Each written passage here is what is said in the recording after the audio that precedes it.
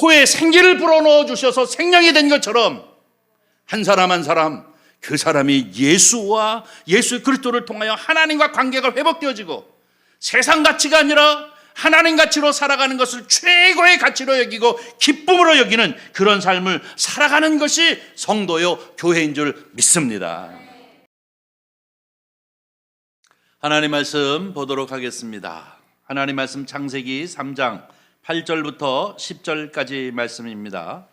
다 찾으신 줄 알고 오늘 이 아침 우리에게 주시는 하나님의 말씀 저와 같이 함께 한 목소리로 합독해 올리도록 하겠습니다. 그들이 그날 밤 때 동산에 거하시는 여호와 하나님의 소리를 듣고 아담과 그 아내가 여호와 하나님의 낯을 피하여 동산 나무 사이에 숨은지라. 여호와 하나님이 아담을 부르시며 그에게 이르시되 내가 어디 있느냐? 이르되 내가 동산에서 하나님의 소리를 듣고 내가 벗었으므로 두려워하여 숨었나이다. 아멘. 저와 같이 함께 읽은 이 말씀을 통해서 우리가 함께 은혜를 나눌 제목은요, 저를 한번 따라해 주시기를 바랍니다. 하나님의 낯을 피하는 인생. 한 번 더 하겠습니다. 하나님의 낯을 피하는 인생. 네, 오늘 우리가 함께 읽은 이 말씀을 가지고 함께 은혜를 나눌 제목입니다. 우리가 창세기 1장서부터 지금 제 생각으로는 한 11장까지만 가겠다라고 생각을 하는데요, 창세기 1장서부터 11장까지가 너무 중요해요. 그래서 하는 거예요. 왜냐하면 대개 이단이 여기서 장난질을 쳐요. 1장서부터 11장을 어떻게 해석하느냐에 따라서 지가 예수가 돼요. 요거 진짜 이게 잘 해석을 하는데 여기서 이단이 다 나와요. 여기를 묘하게 해석을 해서 결국은 이단에 빠지는 경우가 참 많기 때문에 이 1장서부터 11장까지를 우리가 어떻게 전통적으로 해석하고 있는가 하는 것을 우리가 받아들이는 것이 무엇보다도 중요합니다. 그러기에 요즘 계속 1월달, 2월달 이렇게 말씀을 나누는 것이 참 중요하다 생각하고 이 말씀을 받아서 아멘 해서 딱 철거를, 믿음의 철거를 세우시기를 바랍니다. 지난주에는 에덴 동산과 선악과라고 하는 제목을 가지고 함께 은혜를 나눴습니다. 하나님이 이 세상 만물을 다 창조하시고 보시기에 좋았더라 하시면서 사람을 창조하시는데 사람을 어떻게 해요? 흙으로 빚으사 그 코에 뭐를요? 하고 생기를 부어 놓았니 생명이 된지라, 이렇게 말씀합니다. 이게 너무나도 간단한 문장이지만 이게 중요한 의미를 갖습니다. 이 얘기는 무슨 얘기냐면 하나님과 우리 사이에는 떨어지면 죽는 거예요. 하나님과 우리 사이의 관계가 깨어지면 우리는 죽고, 오직 하나님과 우리 사이에 함께 동행할 때, 함께 할 때에 우리는 에덴 동산을 누릴 수 있는 그렇게 창조되어진 주의 백성이라는 것입니다. 그래서 하나님이 특별히 여기에 생기 하나님의 영을 불어넣어 주셔서 우리로 하여금 살 수 있도록 생명으로 만드신 것, 이것이 바로 하나님의 창조인 것입니다. 그리고 에덴 동산을 창설하셔서 그 안에서 하나님과 더불어 살았습니다. 아담과 하와가 하나님과 더불어 살았습니다. 그러면서 하나님이 딱 한 가지, 에덴 동산의 중앙에 있는 선악과는 먹지 말아라.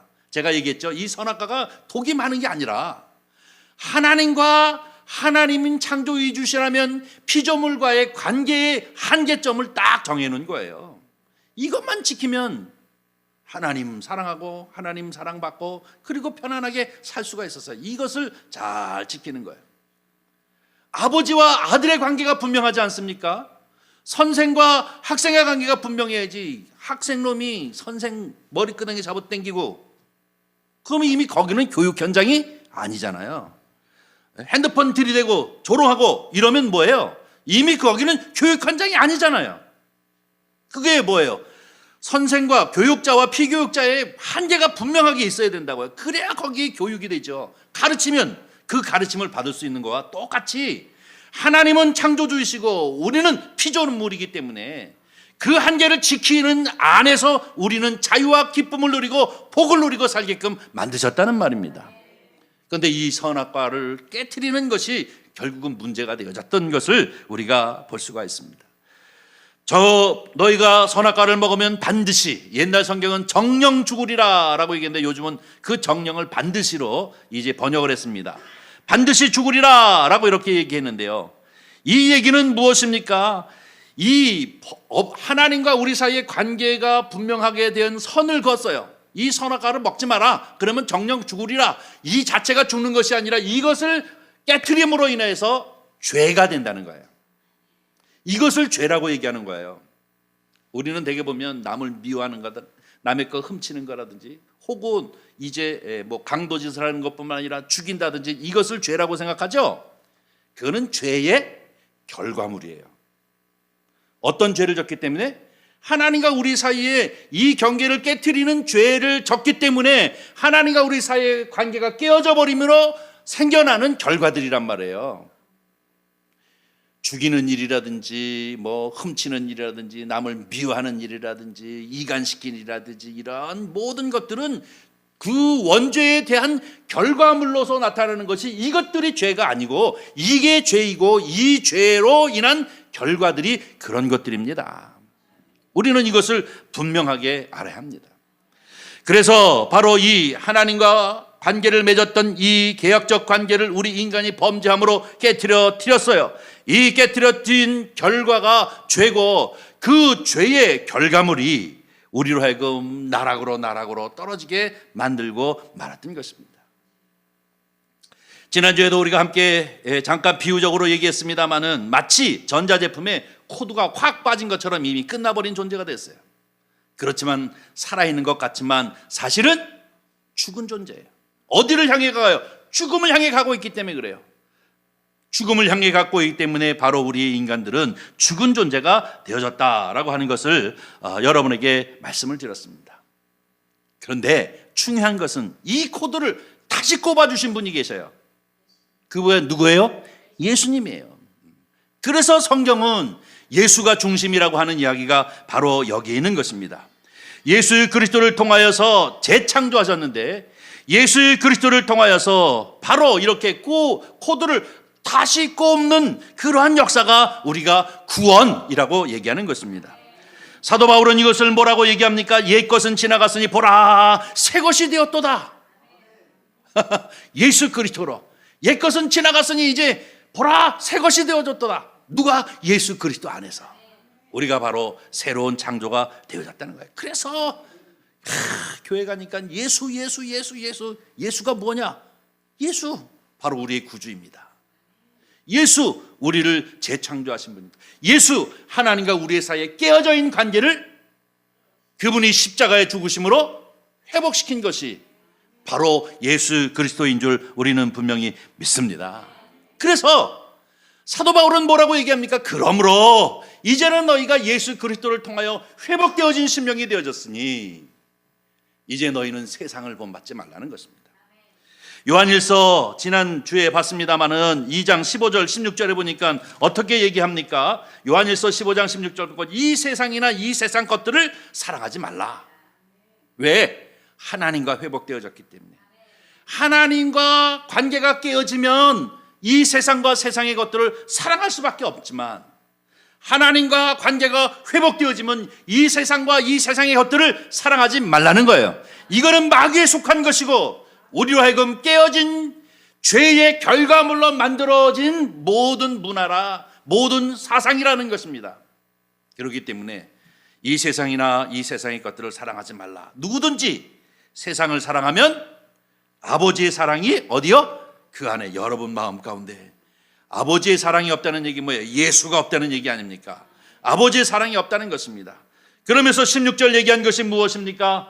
이는 세상에 있는 모든 것이 육신의 정욕과 안목의 정욕과 이생의 자랑이니 다 아버지께로부터 온 것이 아니라는 거예요. 어디서부터 왔어요? 세상으로부터 온 것이니라. 믿습니까? 믿습니까? 그러므로 저와 여러분의 삶은 어떻게 살아야 하느냐? 바로 오직 하나님과 관계를 회복되어진 관계에서 하나님 사랑하시는 그 사랑으로 살아야 될 줄 우리는 분명히 믿습니다. 그래서 교회 다니는 성도, 소위 얘기하는 그 크리스찬 성도, 예수쟁이, 교인이라고 하는 단어보다도 훨씬 더 강한 겁니다. 교인은 행정적으로 그 교회의 이름을 등록한 사람, 그런 사람을 교인이라고 얘기하지만 성도 그러면 벌써 어떻게 해요? 거듭난 사람이잖아요. 예수 생명으로 산 사람이잖아요. 크리스찬, 예수쟁이, 예수 믿는데 전문가 아닙니까? 그런 사람들을 뭐라고 얘기해요? 성도라고 얘기합니다. 성도는 세상 가치로 사는 것이 아니라 하나님의 방법으로 사는 사람들인 줄 믿습니다. 이 성도들이 모인 곳이 바로 교회입니다. 그러므로 이 교회 안에는 세상 방법이 들어와서는 안 됩니다. 세상과 세상 것을 사랑하지 말라는 얘기는 세상 방법은 바로 사단에게 어둠의 세력 가운데 속하여 있는 것이고 죄의 결과물로 죄의 종로로 타며 만들어진 것들이기 때문에 그 방법이 아니라 오직 하나님 방법으로 하나님 가치로 하나님 뜻대로 사는 것이 교회요. 그 교회 성도들이 이제 사는 것이 바로 교회임을 우리에게 얘기해 주고 있습니다. 그렇기 때문에 우리 정신 바짝 차려야 돼요. 교회에도 자꾸 세상 방법이 들어오는 경우가 참 많아요. 아주 몹시 안타깝잖아요. 한국 교회가 한참 동안 거기에 정신이 없었어요.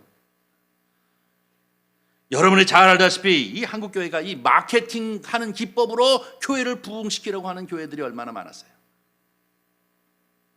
너나 나나 할 것 없이 경쟁적으로 좀 넉넉하고 여유 있다고 하는 목사님들이 거기 쫓아다니면서 이제 벤치마킹 하려고 얼마나 애를 썼습니까? 마치 보험회사 같은 교회. 부격자를 쫙 세워놓고 막 조인트 까요. 니네 구역은 왜 이렇게 부흥이 안 돼? 예? 이게 될 일이에요? 안 될 일이에요. 마치 실적주의에 빠지고 서로가 서로를 경쟁시키고 아니면 쇼핑센터, 백화점같이 쫙 나열해 놓고 마치 교인들로 하여금 신앙생활을 하는 것이 아니라 무슨 교회 와서 쇼핑하듯이 취사 선택해가지고 자기 구매에 맞는 것을 향해 가도록 하는 것, 이거 다 하나님 방법이 아닙니다. 교회는 하나님의 방법으로 성령이 충만해야 되고 말씀이 충만해야 되고 예수가 충만해야 될 줄 믿습니다. 이것으로 하나님의 역사를 이루고 이것으로 심령을 살리고 이것으로 바로 구원의 역사를 이루어야 되는 것이 교회인 것입니다. 바로 여기서 이 창세기 1장부터 11장이 참 우리에게 중요한 가치를 가르치고 있기 때문에 여기서 삐끗하면 엉뚱한 소리를 하는 사람들한테 현혹되어지기가 쉽습니다. 제가 전도사 되고 그리고 또 강도사 되고 그리고 목사 안수를 받고 교회 개척하면서 한참 한국교회 목사님들이 미국 투어 많이 했습니다. 빌 하이벨스 교회 또 아니면 세들백 교회 쫓아다녀가지고 거기 가가지고 서류들 가지고 오고 이틀 동안 3일 동안 또 그 교회 세미나 듣고 그래가지고 요거를 또 그냥 돈벌이 수단으로 해가지고 많은 여행을 했던 사람들이 참 많아요. 컨설팅, 교회 부흥 컨설팅 그래가지고 그냥 투어 시키는 거예요. 미국 잘 되는 교회 그냥 투어 시켜가지고 그걸 그냥 벤치마킹해서 한국의 교회에다가 해서 막 부흥하자. 여러분 그냥 무조건 부흥만 하면 되는 거예요. 예수 생명으로 하나님 생명으로 교회가 성장해야 될 줄 믿습니다. 숫자가 문제가 아니라 생명의 역사가 일어나야 된다고요. 코에 생기를 불어넣어 주셔서 생명이 된 것처럼 한 사람 한 사람 그 사람이 예수와 예수 그리스도를 통하여 하나님과 관계가 회복되어지고 세상 가치가 아니라 하나님 가치로 살아가는 것을 최고의 가치로 여기고 기쁨으로 여기는 그런 삶을 살아가는 것이 성도요 교회인 줄 믿습니다. 로마서 12장 2절 말씀을 보면 이렇게 얘기합니다. 너희는 이 세상을 어떻게 해요? 본받지 말고 오직 마음을 새롭게 함으로 변화를 받아 하나님의 선하시고 기뻐하시고 온전한 뜻이 무엇인지 분별하도록 하라. 분별력이 저와 여러분에게 있습니다. 우리가 정신 차리고 분별해야 되는 거예요. 그죠? 남들이 우르르 가니까 우와 쫓아가는 것이 아니라 이게 하나님의 뜻인가? 이게 하나님이 선하시고 기뻐하시는 일인가? 이게 하나님의 온전하신 뜻인가? 이거를 분별해가지고 아니면 기면 할렐루야, 하고 이렇게 분별해야 될 줄 아는 게 성도의 삶인 줄 믿습니다. 정신 못 차리고 이리 휘둘리고 저리 휘둘리고 한참 휘둘리다 보니까 엉뚱한 데가 있어가지고 반사회적인 인간이 만들어져 가지고 그렇게 되어지 버리면 문제가 되는 것이죠. 여러분, 저와 여러분은 이 세대를 본받지 말고 오직 하나님의 뜻을 분별하여 하나님 뜻대로 사시는 성도님들 되시기를 주님의 이름으로 간절히 축원합니다. 자, 그러면 우리는 다음 단계로 넘어가서, 자, 인간이 하나님과 관계, 이 선악과를 먹음으로 인해서 죄를 짓고 그 죄의 결과물로 나타난 여러 가지 현상들이 성경에 조목조목 우리에게 얘기해주고 있는 것이 오늘 본문 말씀입니다. 첫째 무엇입니까? 하나님과 이 밀접한 관계가 깨어져 버렸어요. 8절에 보니까 그렇게 얘기하죠. 그들은 누굽니까? 아담과 하와이죠. 그날에 바람이 불 때 동산에 거하니, 이 동산은 에덴 동산입니다. 거니시는 여호와 하나님의 소리를 듣고 아담과 그의 아내가 여호와 하나님의 낯을 피하여 동산 나무 사이에 숨은지라. 그전에는 안 그랬다고요. 이 선악과를 범하기 전에는 하나님과 동행했어요. 그런데 어떻게 해요? 여호와의 목소리를 듣고 어떻게 했어요? 피했어요. 그 낯을 피했다. 그 낯을 피할 뿐만 아니라 동산 나무 사이에 숨었다라고 하는 것은 무엇입니까? 그 결과가 어떻게 해요? 숨는 거예요. 낯을 피하는 거예요. 여러분, 로마서 1장에 보면 뭐라고 얘기할까? 사람이 하나님을 그 마음에 두기를 싫어한다고 그랬어요. 그 왜 그래요? 죄의 결과에 빠져 있기 때문에 그렇습니다. 하나님의 낯을 피한다고 하는 것은 하나님의 관계가 깨어져 버린 것을 말하고 있는 것임을 볼 수가 있습니다. 이것은 무엇입니까? 완전히 하나님을 믿는 것을 싫어해요. 하나님을 인정하는 것을 싫어해요. 여러분, 전번에도 말씀을 드렸습니다마는 멸망받는 이 유다 백성이 예레미야가 이 백성들을 향하여 하나님의 말씀을 선포하며 회개하고 돌아오라 그랬더니 듣기 싫어가지고 돌을 집어들고가지고 그를 쳐 죽이려고 하지 않았습니까? 이게 죄에 빠져있는, 죄로 인하여 그 결과에 빠져있는 사람들의 행태라고요. 할 수만 있으면 하나님이 인정하려고 들지 않습니다. 무신론 만들고 유물론, 그래서 유물론적인 역사관을 가져서 공산주의를 만들고 이념화시키고, 그리고 세상 문화를 모두 만든 것이 하나님과 배치되어져서 그 세상의 모든 문화들을 우상화시켜버리는 것이 사단의 공략임을 기억해야 될 줄 믿습니다. 이것을 딱 알아차리고 이것을 분별해서 이게 사탄의 공략이구나 하는 것을 깨닫고 거부할 줄 아는 것, 이것이 바로 하나님과 우리 사이가 회복되어져 있는 회복한 심령들의 삶의 모습인 줄 믿습니다. 근데 이게 회복이 안 되면 그 가치가 최고인 줄 알아요. 우상에 빠져 있는 상태에도 최고인 줄 알고 거기에 그냥 빠져버리게 되어집니다. 그러나 하나님의 음성을 듣기를 기뻐하고 하나님과 교제하는 것을 기뻐하고, 그런 사람들은 바로 이 죄의 결과에 빠져 있는 것이 아니라 다시 회복된 심령이 되어지는 줄 믿습니다. 두 번째로 오늘 10절 말씀을 보니까 이 부끄러움과 두려움에 사로잡힌다고 그랬습니다. 이르되 내가 동산에서 하나님의 소리를 듣고 내가 벗었으므로 어떻게 해요? 두려워하여 숨었나이다. 이건 뭐예요? 9절에 보니까 여호와 하나님이 아담을 부르며 그에게 이르되 내가 어디 있느냐? 내가 어딨냐? 하고 아담을 찾았어요. 숨어있는 아담을 찾았더니 내가 부끄러워서 그리고 두려워서 숨었나이다. 근데 여기 부끄러운 게 왜 부끄럽냐면 내가 벗었으므로 두려워서 숨었나이다 라고 이렇게 표현하고 있는 것을 봅니다. 창세기 2장 25절에 보니까 어떻게 얘기하고 있냐면 25절 보겠습니다. 아담과 그 아내 두 사람이 벌거벗었으나 부끄러워하지 아니하니라. 지금 이때는 뭐예요? 죄를 짓기 전이에요. 부끄러움을 몰랐어요. 두려움을 몰랐어요. 하나님과 이제 동행하면서 행복하게 살았어요. 근데 죄에 짓고 그 결과가 내가 벗은 것을 알고 그 결과가 나의 마음 가운데 두려움이 생겼다라고 얘기하고 있는 것을 봅니다. 부끄러움을 그리고 두려움을 깨닫게 되어지는 것을 본데요. 이 부끄럽다라고 하는 것은 죄의식이 생겼다는 것입니다. 이 죄의식으로 인하여서 결국은 자기 자신이 부끄러움을 알고 또 하나님을 향하여 이제 두려운 마음을 갖게 되어지고 하나님만을 향하여 모든 것에 대하여 두려움에 사로잡히게 되어지는데요. 여러분, 이 두려움과 죄의식에서 벗어나는 방법은 무엇이냐? 아주 성경은 너무나도 분명한 답을 허락해 주고 있습니다.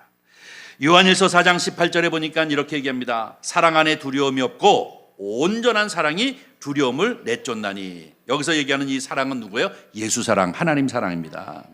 하나님 사랑 안에는 무엇이 없다고요? 두려움이 없다고요. 온전한 사랑이 내 안에 충만하면 두려움을 내어 쫓느니라. 할렐루야. 예수 믿는 사람들 두려움에 떨면 안 돼요. 두려움에 떨면 문제 있는 거예요. 여기에 예수로 충만하고 하나님으로 충만하고 예수 사랑, 하나님 사랑으로 충만하면 사실 두려울 게 없는 사람이에요. 왜? 이 하나님의 은혜와 사랑이 우리의 두려움을 다 밀어내버렸기 때문인 줄 믿습니다. 두려움에는 형벌이 있음이라. 두려워하는 자는 사랑 안에 온전히 이루지 못하였느니라. 거기에 뭐예요? 예수 사랑이 없느니라. 이렇게 얘기하고 있어요. 그러므로 저와 여러분은 하나님 사랑, 예수님 사랑으로 충만하기를 바랍니다. 4장 9절 말씀을 한 번 더 보겠습니다. 이렇게 얘기합니다. 하나님의 사랑이 우리에게 이렇게 나타난 바 되었으니 하나님이 자기 독생자를 세상에 보내심으로 그로 말미암아 우리를 살리려 하심이라. 할렐루야. 이 사랑이 어떻게 나타났다고요? 십자가로 나타났다는 거예요. 하나님이 아들을 보내주시는 것이 최고의 사랑이에요.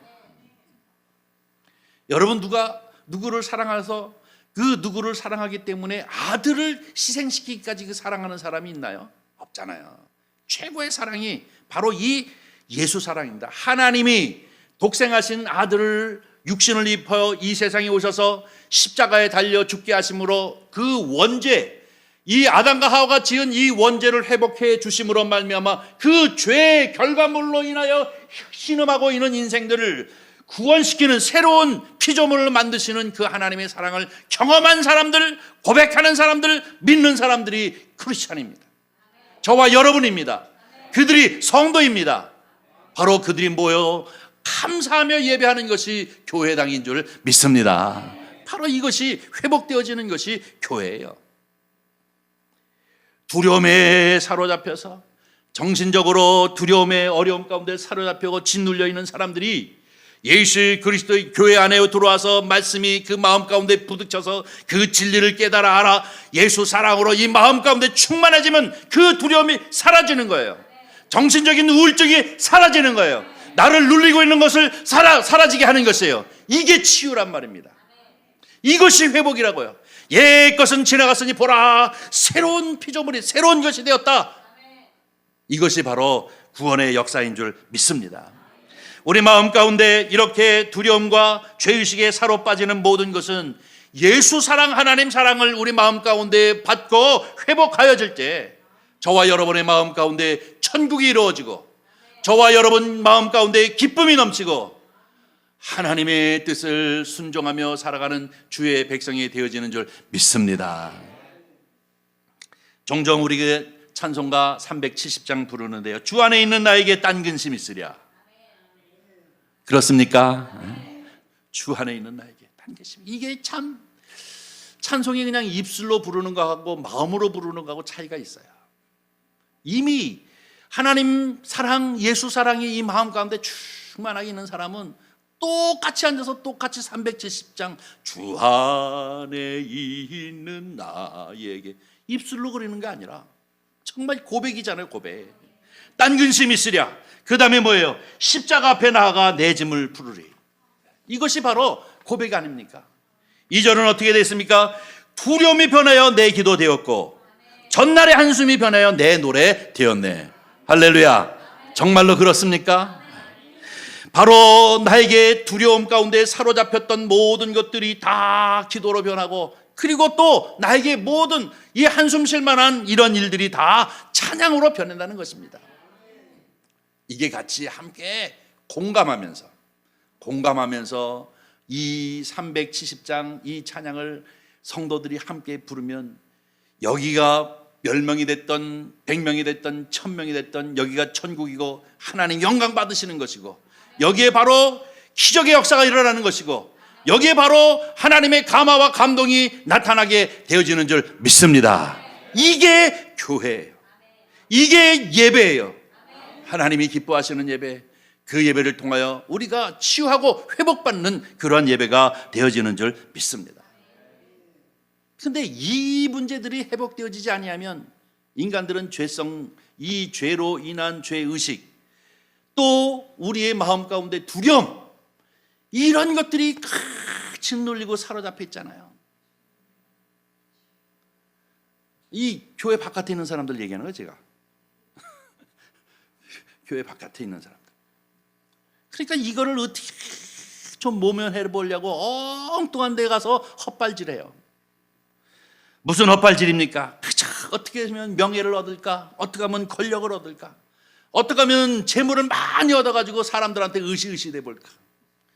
그게 너무너무 힘드니까 그냥 명품백 하나 사가지고 폼 잡으려고, 비싼 차 하나 좀 사가지고 막 사람들한테 의시대 보려고. 그게 얼마나 그 죄의식 때문에 허망해가지고 그것을 채워보려고 하는 것입니까?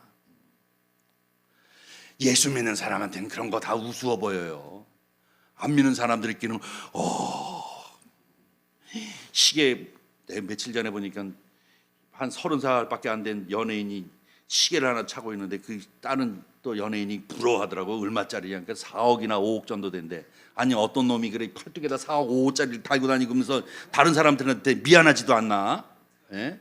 그게 시계예요. 이미 시계, 그 시계 아니잖아. 이미 집에다 가만히 놔두고 나다니지. 그거 왜 차고 다녀가지고 사람들을 괴롭혀요?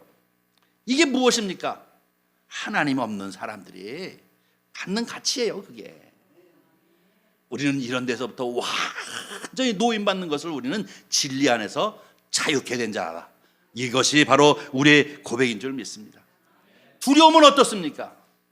여러분, 두려움을 통해서 만들어낸 산업이 제일 핵심적인 산업이 보험 아닙니까? 대한민국 세 사람 중에 한 사람은 암에 걸렸다, 뭐 이런 얘기 하면은 뭐 하나 들어야 되겠네. 요즘 와서는 노후 준비를 해야 된다. 또 거기에 솔깃해가지고 그냥 집사님들도 앉아가지고 노후 준비 좀 했어? 아유, 안 했는데 우리도 해야지. 사후 준비나 하라고 그래요. 뭔 노후 준비를 해요? 사후 준비도 못 해놓고. 사후 준비나 잘해야지. 뭔 노후가 그렇게 중요합니까? 입에 이렇게 어떤 형태로든 풀칠하면서 살게 될 터인데, 이런 모든 것들이, 이런 산업들이 발전되어지는 것이 무엇입니까? 우리 인간이 죄로 인하여 죄의 결과로 만들어진 문화, 만들어진 이념, 만들어진 이 사상, 이런 것들이 결국은 우리를 끝까지 종로로 시키고 있는 것들입니다. 이런 것들을 분별할 줄 알고 그 핵심을 딱 잡고 여기에 종로로 타지 아니하고 자유함을 누리시는 성도님들 되시기를 주님의 이름으로 간절히 축원합니다. 이것이 바로 죄의 결과에 사로잡혀 신음했던 잔존에 사로잡혀 있는 인생에서부터 자유함 얻게 얻는 방법인 것입니다. 오늘 본문 말씀 보니까 또 세 번째로 뭐라고 얘기합니까? 이 자꾸 책임을 전가하는, 남의 탓하는 경우가 참 많이 있는 것 같아요. 보니까 창세기 3장 12절 한번 보겠습니다. 12절, 아담이 이르되 하나님이 주셔서 나와 함께 있게 하신 여자가 그가 그 나무 열매를 내게 주므로 내가 먹었나이다. 하나님께서 이 아담에게 물어봤어요. 너 왜 그 선악과를 먹었냐? 라고 이렇게 물어봤더니, 주여, 내가 잘못입니다. 내 책임입니다. 그렇게 얘기하지 않고 어떻게 해요?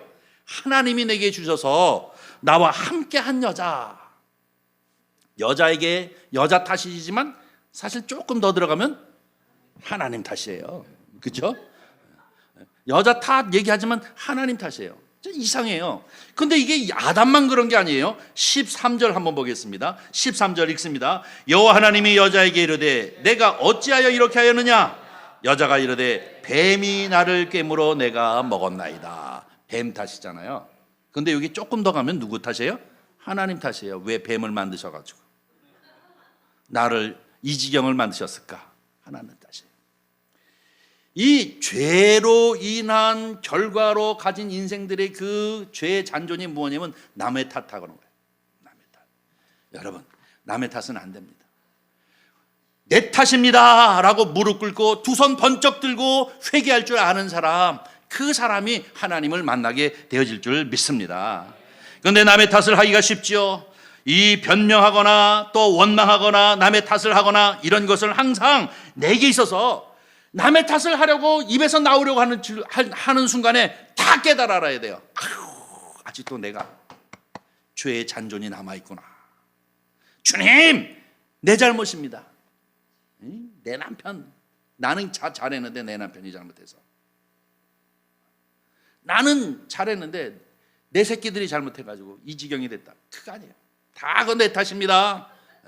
다 내 탓인데 남의 탓을 하면 안 되는 거예요. 이거는 아직 죄의 잔존이 아직 남아있어요. 자유하지 못해요.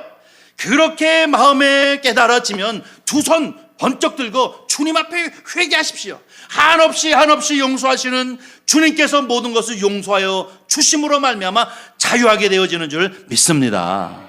이것이 바로 죄의 결과들로부터 따라나는 것이라는 우리는 기억해야 합니다. 한 가지 더 얘기하겠습니다. 또 한 가지는 무엇이냐면 이 선악과의 죄로 인하여 그 결과가 자연과 우리 사이에도 깨졌다는 것입니다. 창세기 3장 14절 보겠습니다. 여호와 하나님이 뱀에게 이렇게 하시니 내가 모든 가축과 들의 모든 짐승보다 더욱 저주를 받아 배로 다니고 살아있는 동안 흙을 먹을지니라. 여기서 핵심이 뭐냐면 더욱 저주를 받아. 그 얘기는 앞에 모든 가축 들짐승들이 이미 저주 가운데 있다는 게요. 그 중에서도 더욱 저주를 받은 것은 뱀이라는 것인데, 이 뱀은 사실 여기 다니는 징그러운 뱀을 말하는 게 아니라, 우리 집사람은 뱀 나오면 텔레비도 못 봐요. 근데 그것이 아니라 사단을 말하는 것이지요. 어쨌든 이 죄의 결과로 인하여서 이 자연이 우리와 관계가 완전히 깨어져 버리고 말았습니다. 저주 가운데 떨어지고 말았습니다. 창세기 3장 17절서부터 19절 말씀을 우리 다 같이 한번 읽어보겠습니다. 아담에게 이르되 내가 내 아내의 말을 듣고 내가 내게 먹지 말라 나무의 열매를 먹었은즉 땅은 너로 말미암아 저주를 받고 너는 내 평생에 수고하여야 그 소산을 먹으리라. 땅이 내게 거시 덤불과 엉겅퀴를 낼 것이라. 내가 먹을 것은 밭의 채소인즉 내가 흙으로 돌아갈 때까지 얼굴에 땀을 흘려야 먹을 것을 먹으리니 내가 그것에서 취함을 입었습니다. 너는 흙이니 흙으로 돌아갈 것이니라 하시니라. 아멘. 수고를 통해서 먹을 수밖에 없게끔 이렇게 우리 인간의 죄로 인하여, 사실은 아담과 하와가 에덴 동산에 있을 적에 그 땀 흘리고 수고하지 않아도 열매가 풍성하게 뭐 열려서 그거 먹고 살 수 있게끔 하셨거든요. 정복하고 다스리라 그랬더니 이게 노동이라고 생각하지 마세요. 타락하기 전에는 그게 노동이 아니었어요. 그냥 관리하는 측면이었습니다. 땀 흘려가면서 먹는 것은 이미 타락한 이후에, 그래서 모든 만물들이 바로 하나님의 아들이 오시기를 고대하고 기다린다는 말이 여기에 속하는 것입니다. 회복이, 자연의 회복도 바로 이 저주로 인하여서 이 세상의 모든 아름다운 열매를 맺게 되어졌는데, 그것이 어떻게 됐습니까? 엉겅퀴가 나게 되고 말잖아요. 가시덤불이 되고 말잖아요. 못된 나무들은 더 많이 잘 자라고, 아주 사람에게 유익한 것은 잘 보호해야만 자라고, 이렇게 돼버리고 말았잖아요. 저희 옛날에 어렸을 적에 산소는 맨날 이렇게 이쁜 줄 알았어요. 어린 시절에 아버지 산소를 가보니까 이상하게 이상한 풀들이 막 생기더라고요. 그 이상한 풀들이 더 잘 자라, 이상하게. 그래가지고 그거를 사람이 자꾸 뜯어주고 죽여주고 그렇지 않으면 그 이쁨을 계속 유지하지 못하더라고요. 그게 뭐예요? 이 가시덤불과 엉겅퀴가 생기는 땅이 저주 아래 내려졌기 때문에 사람들이 이렇게 땀 흘리고 수고하지 않으면 안 될 지경으로 이 땅이 저주를 받았다는 것입니다. 더더욱 뱀도 그렇고, 결국 인생은 흙으로 돌아가 버리고 말게 되어지는 결과를 맞게 되어진 것을 볼 수가 있습니다. 사랑하는 성도 여러분, 저와 여러분은 바로 이 죄의 결과물을 구별할 줄 알아야 합니다. 우리의 죄는 우리가 도덕 윤리적인 측면에서는 남의 것을 빼앗는다, 살인한다, 뭐 이렇게 폭행한다, 이것을 죄라고 하지만 이런 것들이 다 있는 것은 결과 때문에 있는 거예요. 죄의 결과들이라고요. 그런가 하면 우리가 우상 숭배에 빠지고 두려움에 사로잡히게 되어지고 우리의 죄의식을 커버하기 위해서 이렇게 저렇게 현란하게 자꾸 꾸미려고 하는 것, 이것도 죄의 결과들이에요. 문제는 뭐냐? 죄를 해결하면 되는 줄 믿습니다. 그러면 이것들이 제대로 보이는 거예요. 아, 이게 최선이 아니구나. 이것이 내 인생의 가치가 아니구나. 이것에 온 힘을 다하여 목숨을 다하여 여기에 투자해야 할 일이 아니구나. 이거 다 허망한 것들이구나 하는 것을 깨닫고 살아가는 사람들이 예수 그리스도를 믿는 사람들인 줄 믿습니다. 그냥 믿는 사람이나 안 믿는 사람이나 다 정신 빠져버리면 희망이 없어요. 그러나 예수 그리스도를 믿는 믿음의 사람들은 이 창세기를 잘 아셔서 죄가 무엇인지, 하나님과 나와의 이 경계가 깨어짐으로 인하여 오는 결과물들이 주르르 가가지고 우리를 끝까지 괴롭히고 있는데, 예수 그리스도로 말미암아 회복되어지면 그 사랑이 우리의 두려움과 부끄러움을 떨쳐버리게 되어지고, 그뿐만 아니라 그 정체를 분명하게 하여, 여러분 사기꾼은 딱 사기꾼인 줄 알면 그 다음부터 안 당하잖아요. 그런데 모르면 당하는 거야. 모르면 보이스피싱도 모르면 당하잖아요. 알면 안 당해요. 이거는 아주 간단해요. 마찬가지로 우리가 이 죄의 결과물로 인하여서 자꾸 사단이 끌고 가는 이 공중권세 잡은 자들에 의해서 인생을 허비하고 이 진들리고 두려움에 떨고 이런 데에 사로잡히지 않냐고, 바로 살 수 있는 방법은 그리스도를 통한 회복, 그것으로 인하여 모든 것들에 관한 정체를 분명히 알고 살아가는 사람, 이 사람들이 성도여 구원받은 주의 백성인 줄 믿습니다.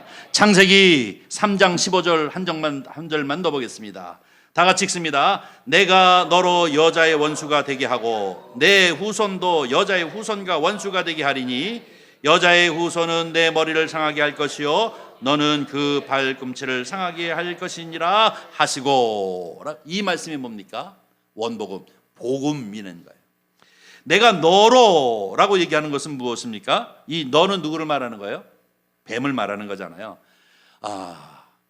이 뱀으로 하여금 여자의 후손과 원수가 되게 할 것이다. 그리고 또 여자의 후손을 내 머리를 상하게 할 것이요 너는 그의 발꿈치를 상하게 할 것이니라 하고 얘기하는 것은 구원의 복음이 이루어질 것을, 구원의 프로젝트를 하나님이 시작할 것인데, 바로 이미 예수 그리스도를 통한 구원의 역사를 이루시기 위한 계획을 가지고 있는 것이 바로 이 3장 15절 말씀입니다. 그래서 신학자들은 이거를 얘기해서 최초의 복음, 또 어떤 사람은 원시복음, 또 어떤 사람은 원복음이라고 얘기합니다. 복음이 뭡니까? 복된 소식이잖아요. 바로 이 3장 15절이 근거가 되어져서 예수 그리스도가 이 세상에 오셨고 저와 여러분 가운데 그리스도의 사랑을 통하여 하나님 사랑을 깨닫고 저와 여러분이 바로 그리스도 안에서 회복되어진 심령이 되어진 줄 믿습니다. 깨어진 데서 이제 회복되어져서 우리가 진리가 무엇인지, 하나님을 믿는 믿음의 안에서 살아가는 것이 어떤 가치인지, 세상 것들에 사로잡히는 것이 어떤 것인지, 다 그래. 이생의 자랑, 안목의 정욕, 이런 것들이 다 세상 것들 아닙니까? 이것은 하나님으로부터 온 것이 아니라 세상부터 온 것이니 너희는 이 세상과 세상의 것들을 사랑하지 말라. 이것들을 사랑하면 너희 안에 하나님의 사랑이 없느니라. 이것이 사도 바울이 이 구약 성경을 쫙 깨뚫어 보고 그리고 성령 안에서 우리에게 주시는 메시지요 말씀인 줄 믿습니다. 아무쪼록 저와 여러분은 바로 이 1장서부터 11장에 있는 이 창세기에 통한 이 기원적인 역사들을 우리가 분명히 알므로 확실한 믿음 가운데 굳건히 서서 치우치지 아니하고 진리를 붙잡고 살아가는 성도님들 되시기를 주님의 이름으로 간절히 축원합니다. 기도하겠습니다. 자비로우신 아버지 하나님, 주님의 은혜와 사랑을 진심으로 감사합니다. 오늘 이 아침에도 하나님 앞에 예배자로 있게 하시고 하나님의 은혜를 사모함으로 주님 존전 가운데 나와 찬미하게 하시고 기도하게 하시고 우로부터 내리시는 신령한 은혜와 주께서 주시는 하나님 말씀 앞에 아멘 아멘 화답할 수 있도록 은총 베푸심을 감사드립니다. 아멘 하고 화답할 때마다 그 말씀이 우리에게 은혜 되게 하시고 믿음이 되게 하시고 축복이 되어지도록 주님 축복하여 주시어서 엉뚱한 것에 속아서 인생을 허비하지 않게 하시고 진리를 따라 생명을 따라 풍성한 은혜로 살아가는 귀하고 귀한 성도들이 되어지도록 축복하여 주시옵소서. 예수 그리스도의 이름으로 기도하옵나이다. 아멘.